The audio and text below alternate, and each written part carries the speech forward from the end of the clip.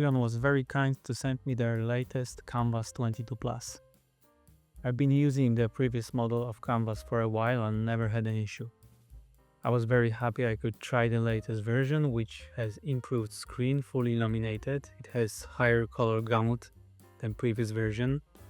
And another thing I received was Keydial Mini K20, which has 18 keys with a dial controller.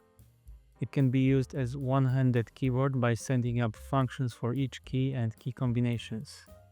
There were also stickers with some icons for different keys, which is very cool. I like the look of it and it looks good next to my regular Logi keyboard. I never used a shortcut keyboard before, so I thought I'd try it and paint something. I connected it, installed the tablet and went to Photoshop. For the sake of testing, I found a reference and decided to play around with it.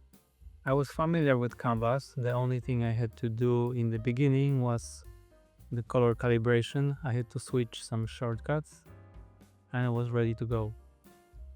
Awesome screen, really nice colors. So I thought the best way to test that would be to paint 4 mood versions of that picture I found. I started with recreating the reference, which is an early evening version when the sun is very low, warm colors and almost everything is in the shadow except some key composition elements.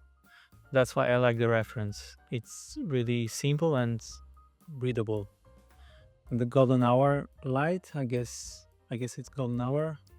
It creates those long shadows and makes everything glow with this warm atmosphere, which is kind of surreal and weird if you think about it. This street now becomes this dramatic stage where the sun hits at low angle. The shadows stretch out like they're trying to reach the horizon, and everything gets this cool blue tint. And anything that is catching the sunlight turns super warm. And only the tops of those trees are hit by the light while everything else falls into shadow. It creates this natural composition that directs your eye exactly where to look. And the colors behave during the golden hour is just crazy when you really think about it. The street isn't really that blue in the shadow and the buildings aren't actually glowing orange, but that's how we could experience them in that moment. Or this is how we could imagine that. Next I went with nighttime version. I had all the layers so it was much easier. I used color and brightness adjustment for each layer to make it quicker. Then I painted over and started adding details and other stuff. I wanted the buildings in the background to have some lights, so I wanted to use the lamp also in the foreground. As I always do, I pushed the color contrast of warm and cool. The deep blues of night sky against the warm yellows from the street lamps create this moody atmosphere. In reality, our eyes can't actually see all the colors in the darkness, but in painting we can push that and create something that feels good to us, even if it's exaggerated.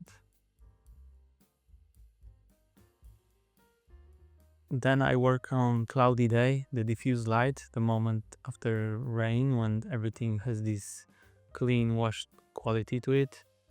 I wanted to show the diffuse light from the cloudy day, soft illumination that removes the shadows but create this clarity. The wet street was really fun to paint, those reflections that are just a bunch of thick paint strokes. I kept the palette much more limited here, mostly cool gray with some color on the buildings. There is something melancholic and peaceful about this kind of lighting, no dramatic contrast or eye-catching spotlights. I like that kind of light too because it shows everything without dramatizing it. It just shows how it is. So the sunny day version gives totally different vibe compared to the others. The sky is intense blue. I think it only gets that blue when the sun is at its highest point, almost bleaching the atmosphere. I push the contrast quite high here. The shadows are pretty dark and the lit areas are very bright. I had to think about where the sun should be, so what would be the shape of the shadow in relation to the composition. It was very important in the beginning for me. What's awesome about this light condition is how sharp it is. No soft transition. Everything is either in light or shadow. The street has that slightly washed out look from the intense light bounce. And there is some gradient in the shadows as well. The buildings in the background have this saturated warmth to them, almost like they're radiating heat. Trees in the side are hit by direct sunlight. And the clouds brought some lightness and some more round shapes. This way I could break that sharpness and balance it with some round soft shapes. So these are all 4 versions. So this exercise was really fun and really helped me see how all the range of colors look on new Kamvas screen. Being able to play around with these different lighting scenarios and seeing how good it looks on the screen.